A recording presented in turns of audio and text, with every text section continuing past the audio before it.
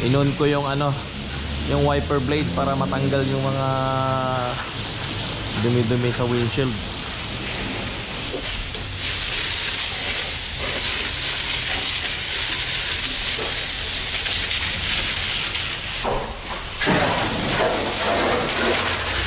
Na-drop off ako ng trailer. Biyahe na naman. Naplatan ako ng gulong.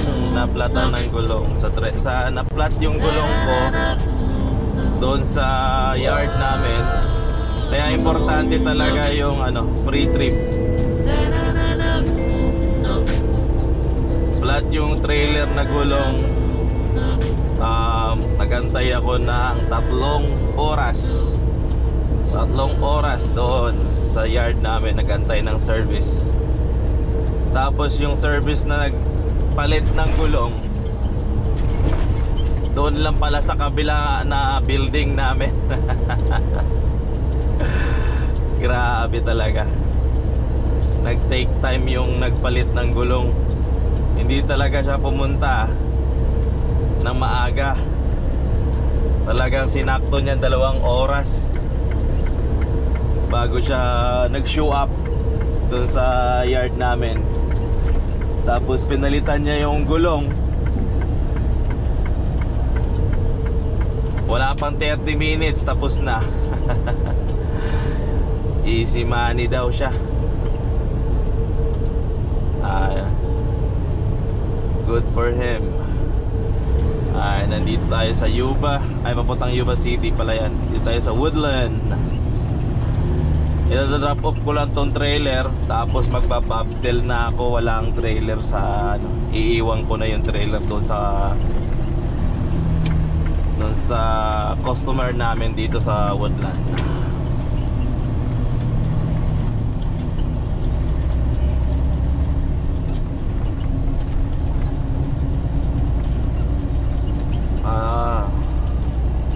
Wala nagpa-park dito ng mga truck. Puno kasi dito ng mga truck eh. Minsan puno yan dyan. May dami natutulog. Wala ngayon. Oo, kasi Sabado. Baka nag-uwian.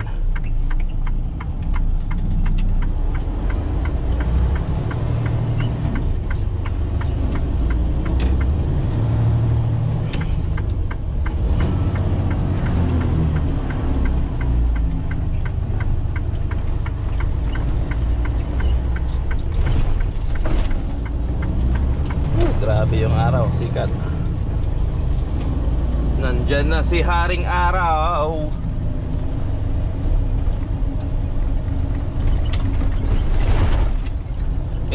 Itong run na gagawin ko sana, dapat lang to, 4 hours lang to, makakauwi na sana ako. Pero yun nga, naplatan ako ng trailer. Kaya ating mga 8 hours tong trabaho na to. Saglit lang sana tong trabaho na to kasi drop off ko lang. Pero ayos na rin yun, nagkaka-oras ako. Bayad naman tayo sa oras at take time na natin to.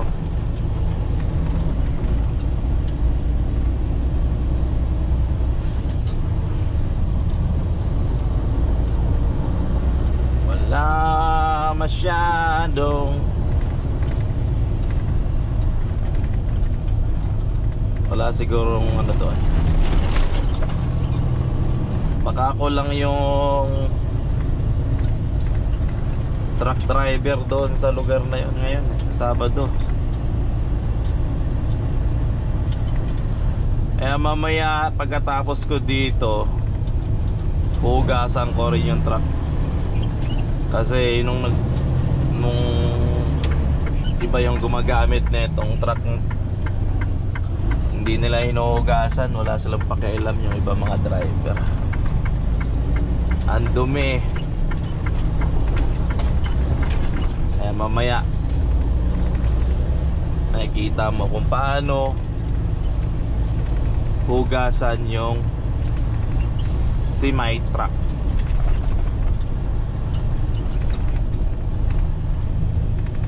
And yan yung warehouse. Yan yung One of our customer. Ang dami na pala truck doon. Ang dami na pala trailer namin dito. Dati kasi palagi ako dito eh. Naka-dedicated ako dito sa ano na to, lugar na to dati. Ako yung nagpipick up ng pinakamaaga. Nag-aantay ako dito. Ayan, nagnanap ako dito kasi nag-open sila alas 5. Ako pa yung nauna. Diyan ako nag-aantay. Na-open ko mag-open yung gate. Pero ngayon, wow, busy na sila dito. Ang dami ng trailer oh. Pag nag-pick up kasi dito, doon pupunta ka dyan sa scale.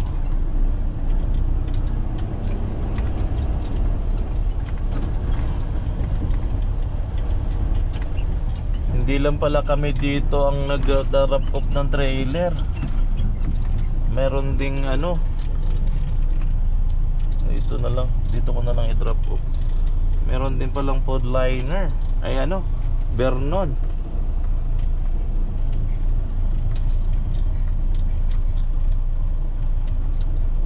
Dami namin trailer oh. Holy cow. Nice space. Ilan yung truck, ilan yung trailer namin. Ang dami. 1, 2, 3, 4, 5. Ang 5 yung trailer namin dito.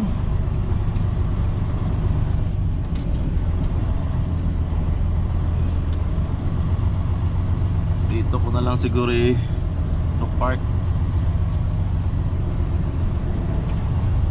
Kabila. Meron akong katrabaho doon oh. Pick up siguro yun. Dito ko na lang i-drop off. Dito.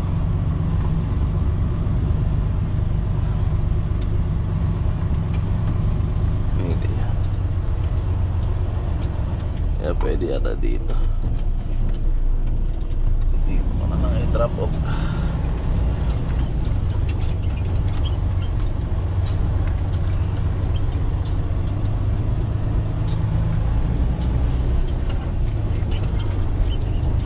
Dito na lang.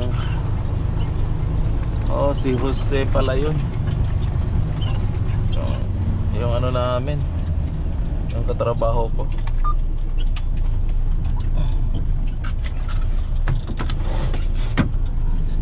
Yung katrabaho ko, dito rin siya.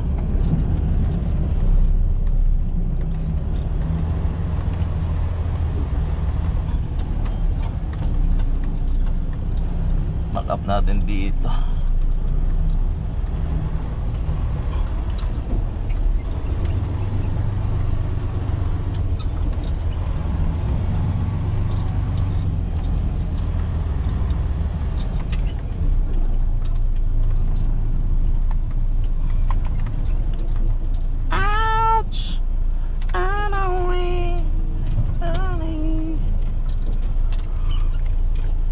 Boom.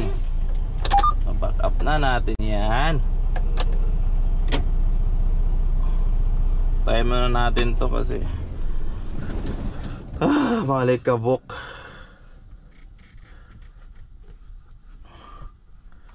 Oh, si Manong Cesar pala yun.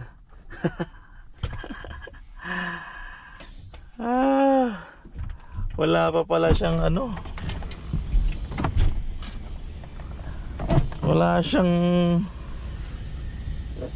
Wala pa yung load niya, hindi pa naka-ready. Kasi kanina na yung Pilipino na driver din dito, si Manong. Kanina kasi sa yard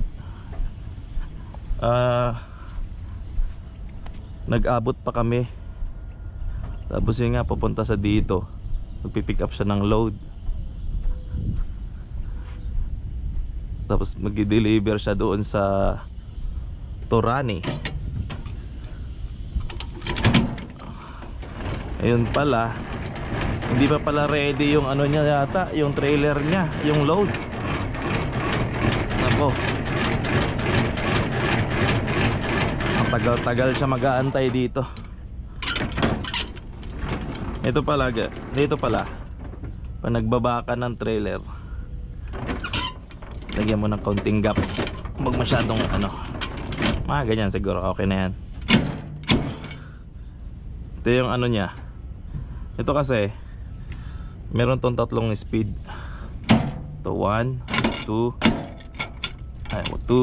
3. Ito pinaka na to. Pag matigas, dito mo ilagay sa 3 para masyadong malambot.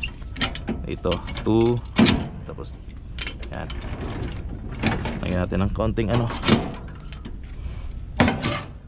ayos na yan. Drop off natin. Nako, natagal-tagal pa to si Manong ang kaalis. Pangit na kasi yung sistema nila dito eh. Hindi na katulad dati na saglit lang.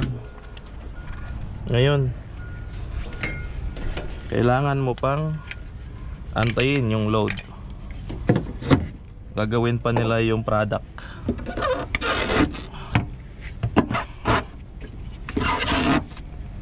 Ito pala yung truck na truck sa airline, saka trailer, saka ilaw sa trailer. Itong green trailer, itong red, blue truck. Hapok natin yan. Iiwan lang siguro dyan yung iiwan lang siguro dito yung iiwan lang siguro dyan yung yung wash ticket.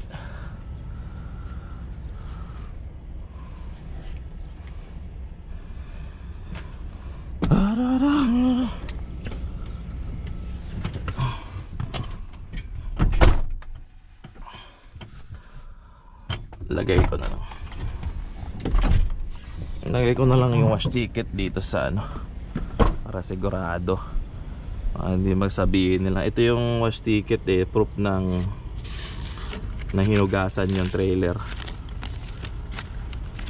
Kuha lang ako ng isa, lagay ko dito, lagay ko na lang dito para hindi sila maraming sasabihin na hindi ako naglagay ng yan. Ayos na yan. Alright, bobtail na tayo. Ito yung tsura ng truck pag bobtail. Nakaalis na ako doon. Ito yung tsura ng bobtail. Wala nang trailer sa likod. Dinap off ko na. Nakaalis na ako doon. Mabuti hindi ako nag-request kanina sa yard na kunin ko yung load na yun. Ako yung gagawa yung load na yun. Kukunin ko sana yung trailer, ipapalit ko sana yung trailer ko dun sa isa driver namin, kay Manong. Kasi mayroon pala siyang ida-drop off niya pala yung empty trailer, tapos magpipick up siya ng loaded na trailer, tapos i-deliver pa niya doon sa San Leandro. Mabuti na lang hindi ko kinuha yun, kasi kung kinuha ko yun, ako yung mag-aantay doon, kasi nag-aantay sa doon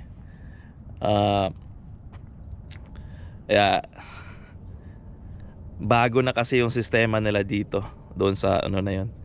Matagal daw yung antayan, mga 4 na oras, kaya mag-aantay. Hopefully naman hindi siya mag-aantay na matagal, pero medyo mabagal na yung process nila doon. So ito pala yung bobtail na truck. Ito yung harapan niya.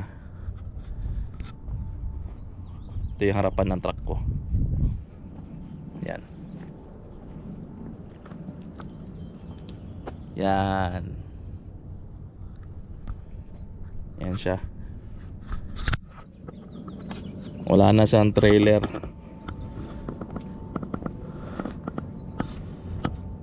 Kaya dapat i-secure to pag walang nakalagay dito yung airline, pati yung electric wire, yung cord.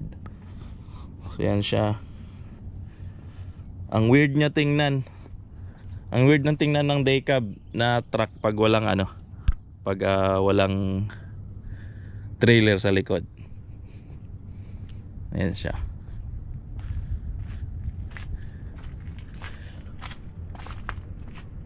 Well, wala siyang ano dito sa likod as sleeper. Minsan kasi mahigaan.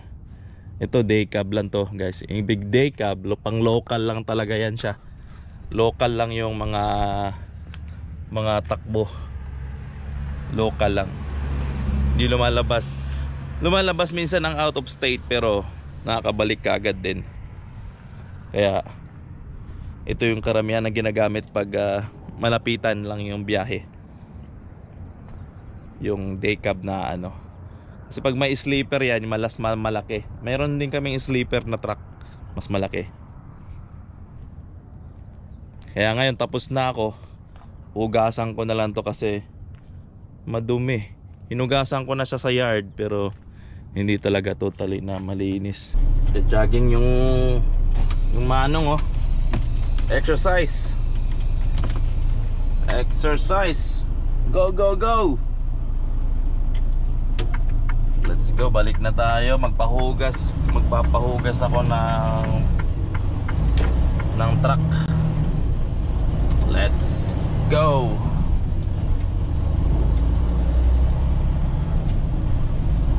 Alis na tayo dito.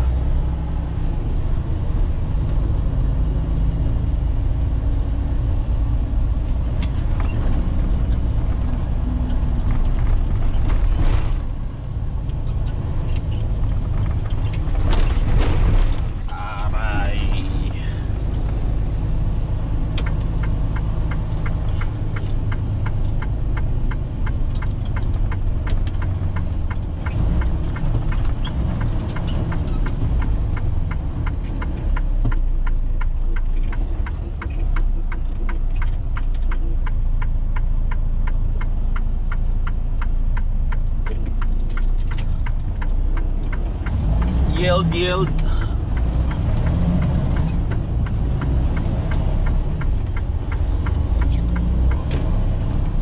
Oh, ano gagawin mo, man?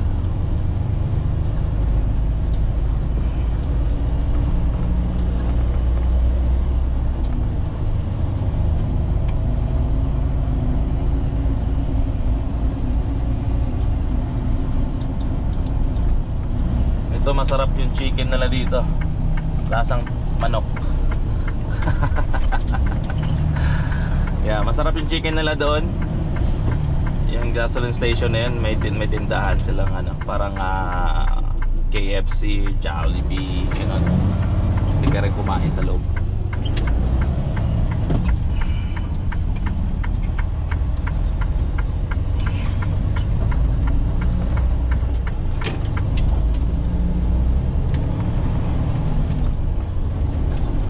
Lalagay ko sana yung sun visor pero mapablock yung view, hindi mo makikita. Mapablockan yung view nya.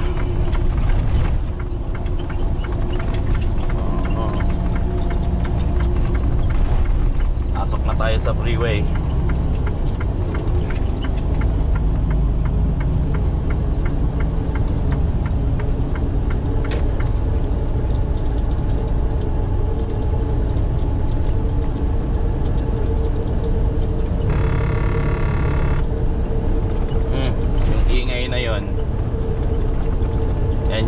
Pag nawala ako sa linya,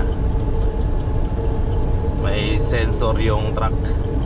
Pag napunta ako dito sa gilid, iingay yan. Yan. See? Pag lumabas ako sa linya, tumutunog. Tumutunog yan siya. Ano yan, pampagising sa driver na tulog. Pampagising sa mga driver na natutulog.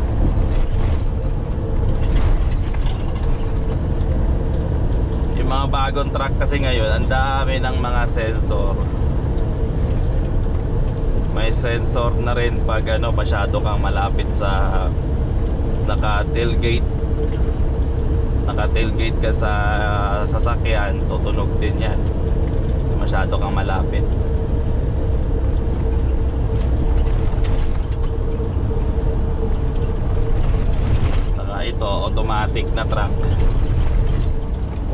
gear dito. Walang gear dito. Kasi may gear yan dito, kaya may gear yan dito pag hindi automatic. Yung mga bagong truck ngayon halos lahat automatic na. Yung dati, yung unang dinadrive ko dati ng mga truck, wala pang automatic dati, puro stick shift lahat.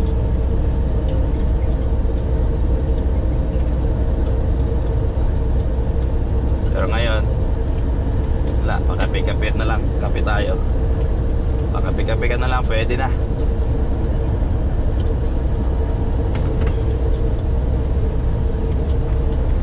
Pwede ka rin magkape pag stick shift yung gamit mo, pag ano ka na,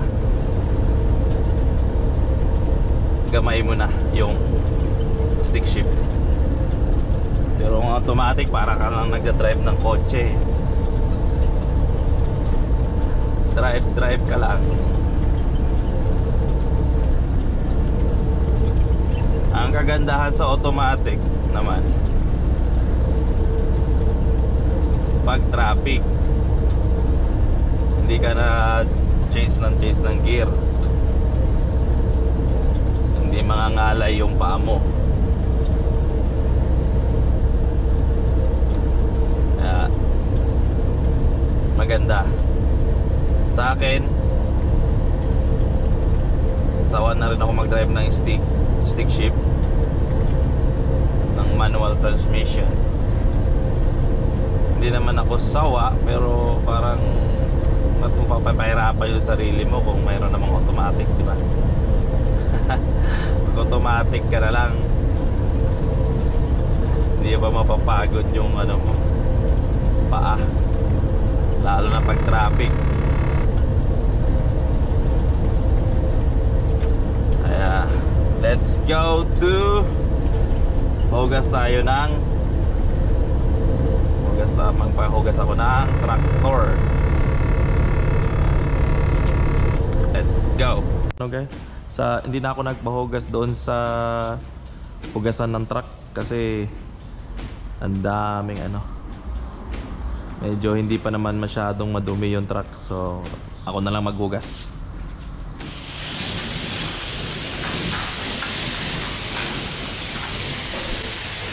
Inon ko yung yung wiper blade para matanggal yung mga dumi-dumi sa windshield. May pa doon. Oh. Matanggal yan.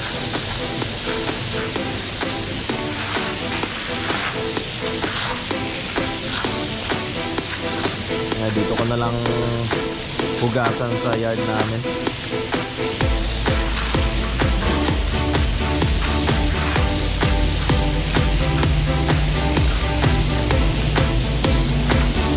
Ako na lang maghugas.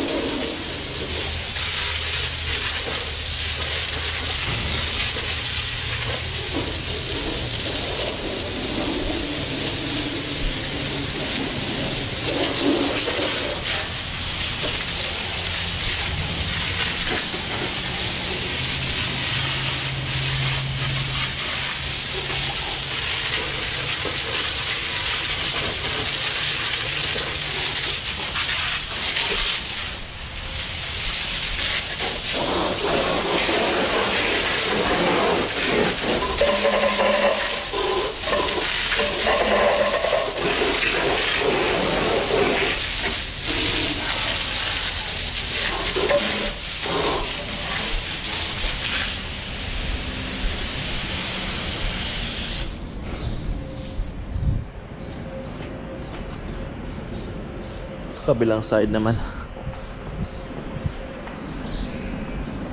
Ayan natin.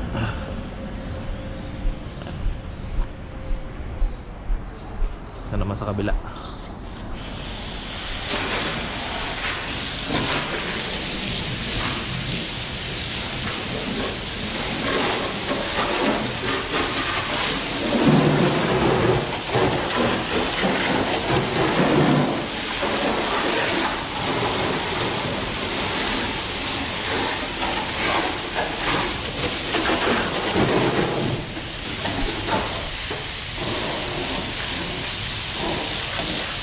Ang lakas ng pressure ng tubig. Ganda. Tanggal talaga yung mga libag, mga alikabok.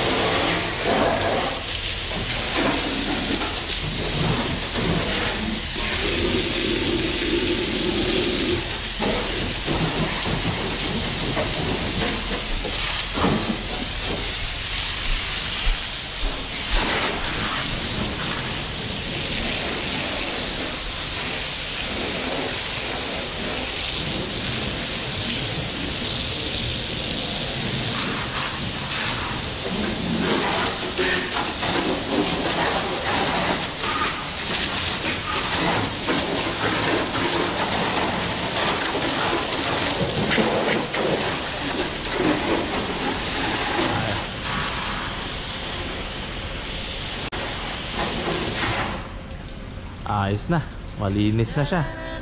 Ready na siya ulit ibiyahe.